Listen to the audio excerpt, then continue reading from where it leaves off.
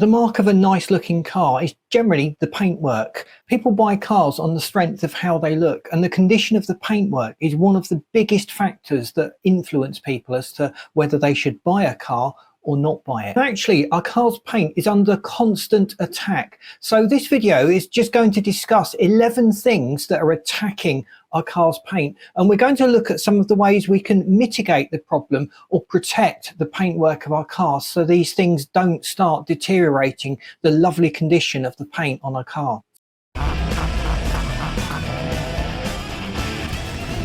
So you've probably noticed that bird lime is a big problem. Wherever you have birds and cars, the birds seem to aim for the cars. And statistically, there's a bit of an anomaly. When your car is clean, the birds are more likely to hit it.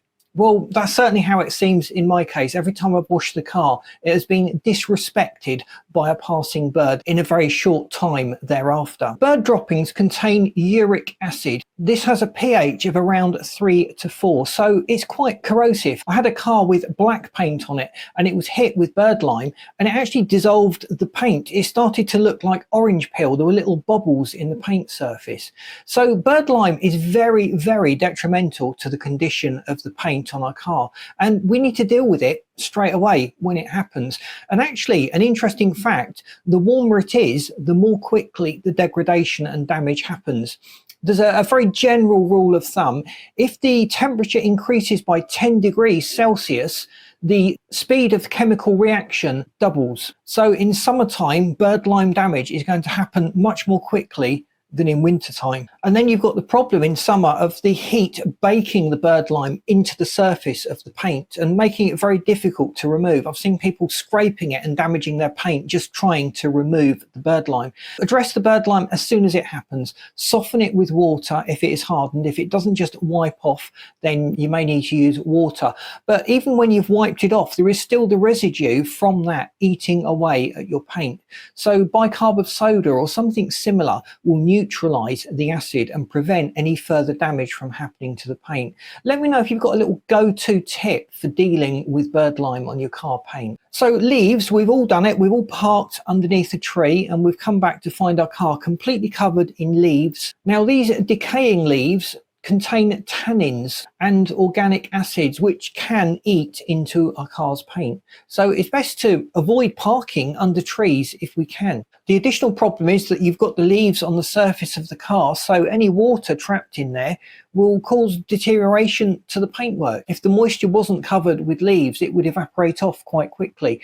The leaves are just providing a nice little protective layer to keep this moisture against the paint surface. And we move on to the next item really, which is related, and that is sap. You don't always get sap from leaves, but you often get trees dropping sap onto the car at certain times of the year. And tree sap actually forms quite a tough residue that can be really challenging to remove. Over time, it reacts chemically with the paint. It leads to rough surfaces and it can actually damage the paint, causing rough spots and certainly dulling the nice shine of the paint. Unless you only use your car at night, you're going to have a problem with UV degradation. So ultraviolet rays will penetrate into the paint and degrade its color. You see that quite dramatically on older red cars where the paint has turned a pink color through this UV degradation that happens. Most cars now have a clear coat on top of the paint, and the UV can play havoc with this protective clear coat layer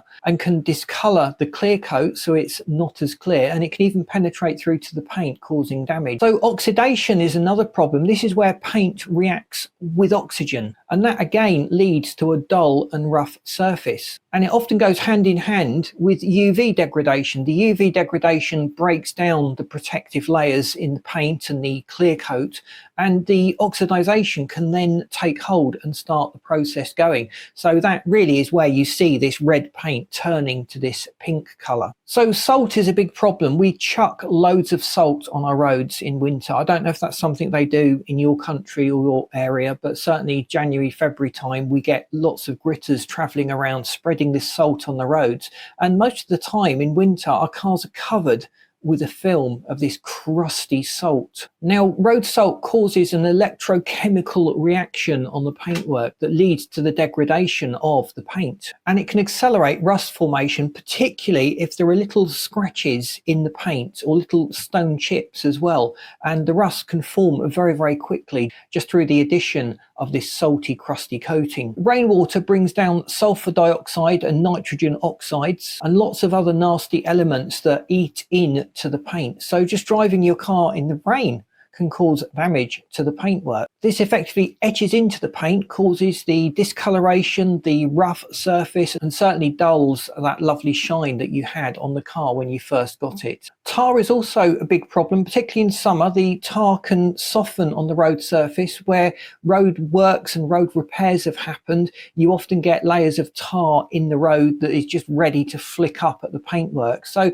that sticks to the paint. It's a bit of a nightmare to remove. I don't know if you've ever tried to remove tar from your paint. If you've got any tips, then let me know. I've seen people using petrol and even isopropyl alcohol to eat into the tar and remove it from the paintwork. But the hydrocarbons inside this tar can actually eat into the paint, discolor it, and permanently stain it. So you don't want to leave tar on your car for very long. So another problem that we all experience is dirt and dust. Just having a layer of dust on the car is like having a layer of very fine sandpaper all over the paintwork. So if someone scratches a message into the paint, it can actually become permanent if the paint has become scratched as they've moved the dirt particles over the surface of the car. And sometimes when you clean it, if you use the wrong products or the wrong method, you're moving this rough surface over the paint, and that can cause further scratches and swirl marks in the paint. Everything we've mentioned so far can be mitigated to a large degree by keeping the car clean. The process that we go through, some people use a spray foam, some people swear by wool wash mitts that trap the dirt away from the paintwork as you clean the car.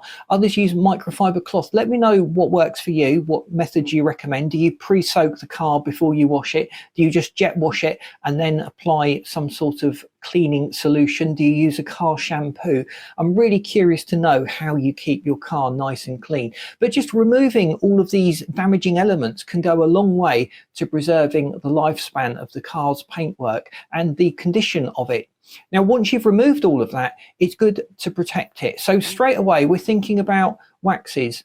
And the world of waxes is extremely complex. You've basically got natural waxes, carnauba wax, and you've got synthetic waxes that have polymers that attach to the paint and form this protective layer. So the basic idea of all of these products is to form this protective layer on the car that causes the rainwater and all the other pollutants and things that will affect the paint to just brush off the paint very, very easily without getting a chance to dig into it. And it can even protect the paint to some degree from birdlime. Now, the natural waxes give a lovely deep shine, but they're usually best applied to new paint that doesn't have any imperfections. The natural waxes tend to form a sticky residue if it builds up over time. If you're going to use a natural wax product, you may well find that you need to strip it off and reapply it at regular intervals. Some people say every month, every 2 or 3 months, every 6 months, but certainly we should be trying to keep a protective layer of wax over the car. Older car paints tend to respond better to these synthetic waxes. I've used quite a few. The Meguiar's synthetic, I think it's called Tech Wax that I've used, worked very, very well. It hid all the little imperfections in the paint. It sort of filled the little gaps and gave me that nice consistent shine. And it did seem to last for quite a few months after I'd done it. So I was very pleased with that. But again, let me know in the comments what wax products you use and what works for you. Polishing the car goes a long way to restoring the paint. Now, polish is an abrasive. It removes that fine oxidized layer of paint. And each time we do it, the paint is getting thinner and thinner. Eventually, we're going to go through the paintwork. So polishing is something that should be done very, very rarely. And you should check the condition of the paint before you start this polishing process. And if you do it wrong, if you use an electric buffer that isn't random and you've got a bad technique, you can leave really nasty swirl marks in the paint if you use your polisher wrong. So be careful with polishing. That is quite an aggressive method. There are various grades of polish, from the really abrasive finishing polishes that you might use after the car has been resprayed, to the fine detailing polishes that the professional car valeters may use just to enhance paint that is in a fairly good condition already, but just has a few little scratches and swirl marks and needs that little bit of correction. Now, the other area that we've not spoken about is dents. Every time we park a car in a car park, you've probably noticed you pick up little dents in the paintwork, and these can chip the paint. You've also got stone chips hitting the front of the car, so there's not a lot we can do about this. With stone chips, keeping a distance between you and the car in front can go a long way to removing the risk of having stones flying up hitting your paintwork. But when it comes to car parking, it's a big frustration of mine. If people see an empty car park and a car parked in it, they will park right next door to it. Now, I don't know about you, and I probably need to explain this for the females in our audience, but we have urinal rules as a man. If there are 6 urinals, the first man will go in usually to the furthest one from the door. The next man will come in and use urinal 1, closest to the door. The next man that comes in will go in the middle, so there is a gap between each of the urinals. And then if you're unlucky number 4 or number 5, you slot in next to someone else. That's completely different to what people tend to do with car park. Just look at the layout of the car park and choose an inconvenient space, maybe the furthest corner away from the entrance of the car park. People statistically will park less in those inaccessible areas. Some car parks as well have got really awkward corner spaces, and if you can get into a space that's next to one of these awkward spaces, chances are people won't be using the space next to you. You've minimized the chance of getting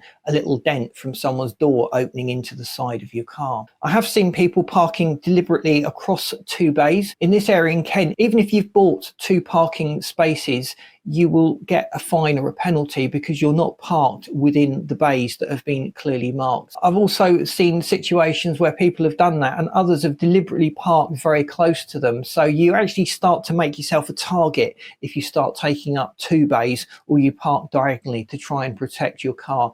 If there's a space on the end and you've got a walkway or trees or something, it's unlikely you're going to have someone opening the door from that area. So there might be some preferred spaces on the ends that are less likely to pick up dents and scratches. Deal with damage quickly as soon as it happens. Keep a protective layer over the car and think about how we drive, how close we are to the car in front, and also where we park in car parks. And that'll go a long way to preserving our car's paintwork and giving us that factory new shine. I hope you found this useful. Please boot the like button. That really does help us to get out there.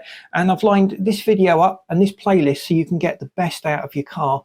And if you haven't subscribed to the channel, 97% of you haven't that watch these videos, please subscribe. That does help us to get out there. Thanks for watching. See you in this next video.